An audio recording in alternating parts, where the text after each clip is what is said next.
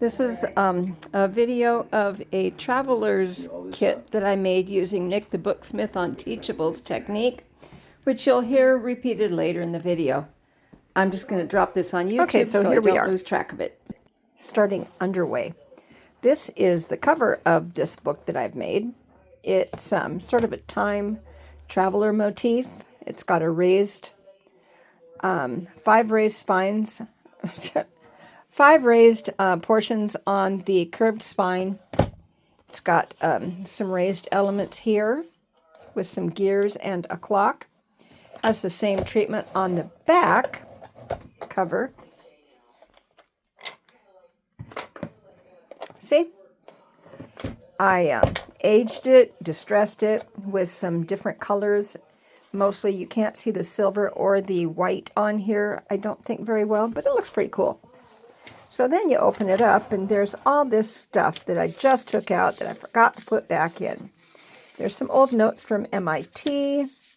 There's a hang tag that I thought was pretty cool, so I stuffed that in there. I made another tag with a little dragon on it. Some unofficial Harry Potter spells. And some official Harry Potter paper. Some paper I made, which I thought looked really cool. I made a cabinet card for the recipient of this book. There's a perpetual calendar and another just journaling card that I tucked in there. Also, I thought it was kind of interesting because if you look at this girl and this lady, from the way this woman is holding this baby, she's got her hand holding her head up. I suspect it might be a memento mori picture, which means a picture after your loved one has passed away. And of course, it's got the little ghostly dog and cat in there too. I also bound this notebook in that I created. The notebook is made of 3 really sturdy layers. This is from Tim Holtz, as in the inside part, this thing. I had to fluff that up a little bit though, because once I got it in there, I didn't like the way it looked. I hand painted and stamped the spine fabric on this. I also dyed these pages and did some stenciling with some tea water and some dyes to get some very neat effects. I've got ledger paper in here, some more of that old MIT notebook.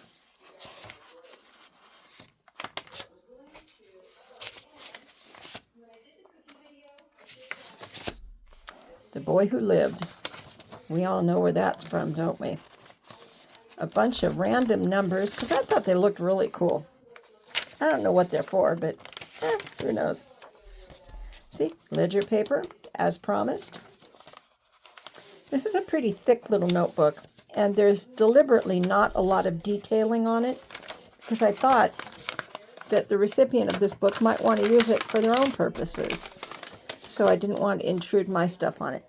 This is a half-hitch knot, and you just simply untie it like this. Well, nothing is simple one-handed, is it? And then this comes out. But I wanted to show you the rest of the stuff first before I show you how it comes out. Anyway, like I said, it's all been hand bound into the spine, and with a selection of really cool papers that I've created.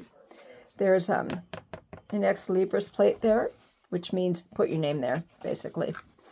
And see, you can see where I've stitched the signatures into the little notebook. The little notebook is held in by this twine. And I deliberately did it that way because I thought it wanted to look like something that someone might have put together themselves. Not me, somebody else. I added some gauzy stuff underneath this area. I made the box by hand. I used twill tape for the corners and to hold the cover on. So let's show you that. To hold the top on, we have this little situation here. There's some rawhide strips and a little bead. On the inside, you have some more of that lovely Tim Holtz paper. You have a couple of colored pencils to get started out. You have a piece of the stuff that I use to bind for the binding on this little book that I have in there.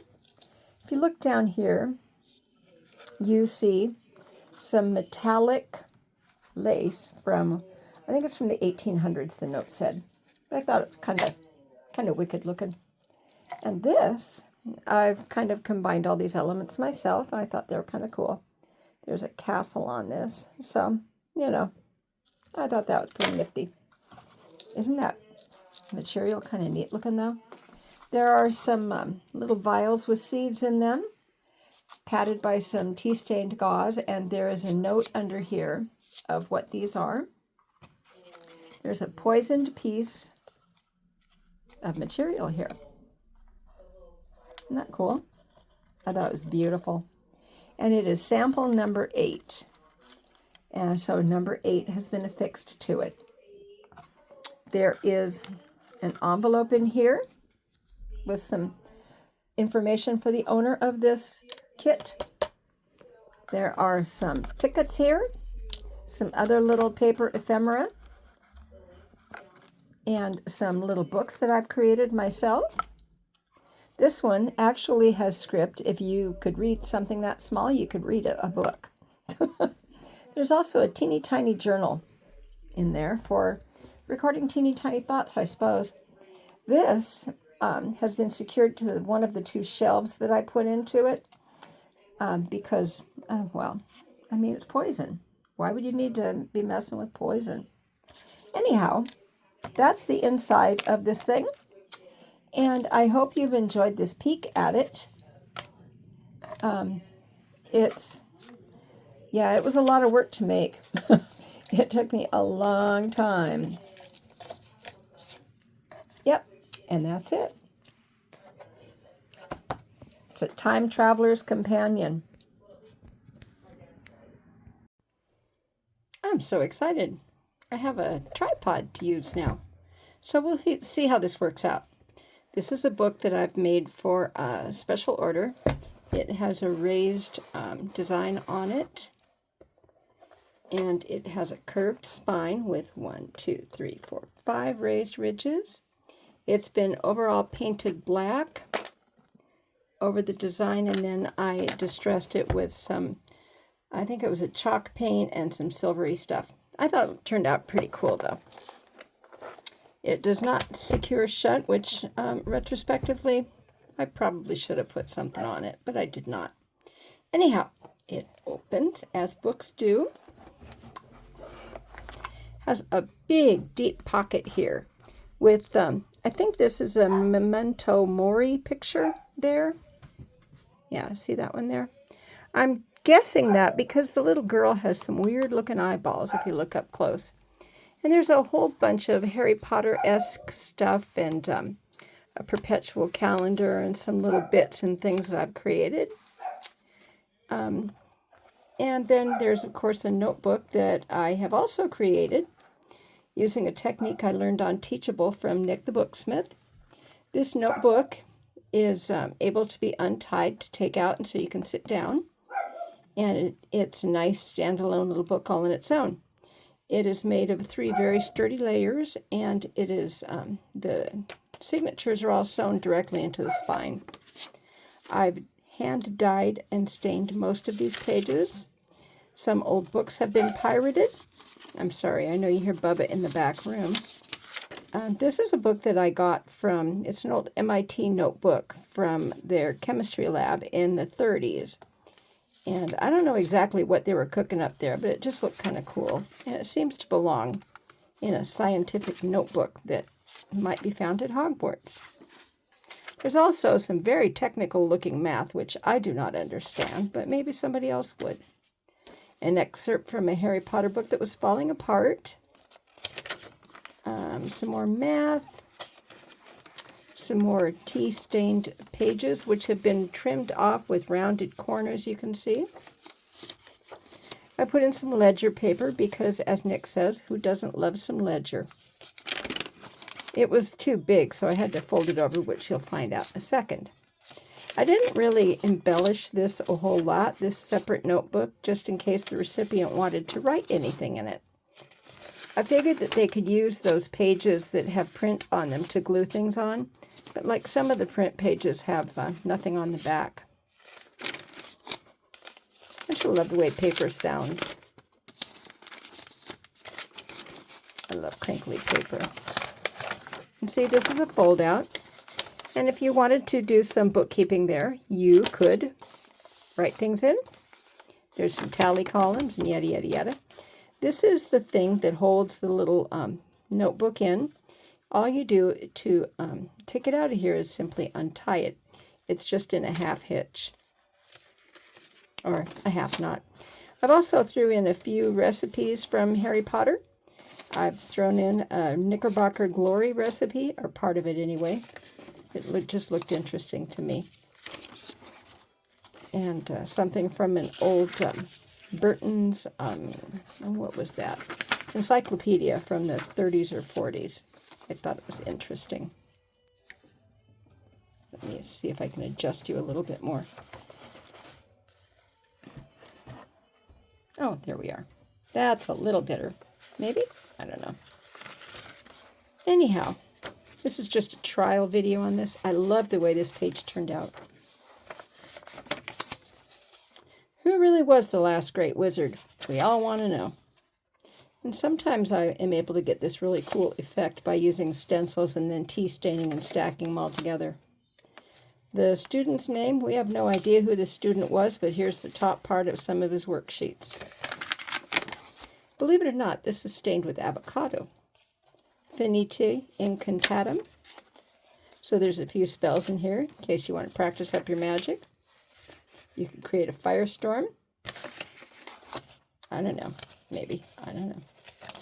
But anyhow, and then I also did add this at the back so you could write your name in here if it winds up being your book. I hope the recipient of it loves it as much as I do.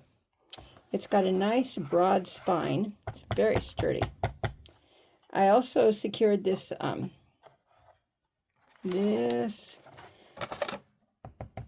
fabric. I was a little tongue-tied there, can you tell? All over the inside. And I thought it looked really nice. And then we have a treasure box made by my own little hands. There's a bead closure. You can't quite see it here. Hang on.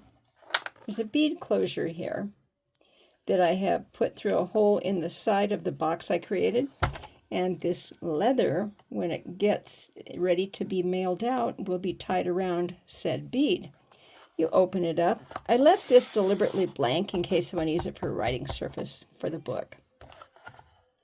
You know, sometimes when you have a lot of things on a surface, it gets kind of bumpy and difficult to write. And some of these things in here are secret. Well, not extremely secret. There's some pencils. I know that's not very many pencils, but it's just a nice little start. This is the sample of the cloth I used to bind the little book with.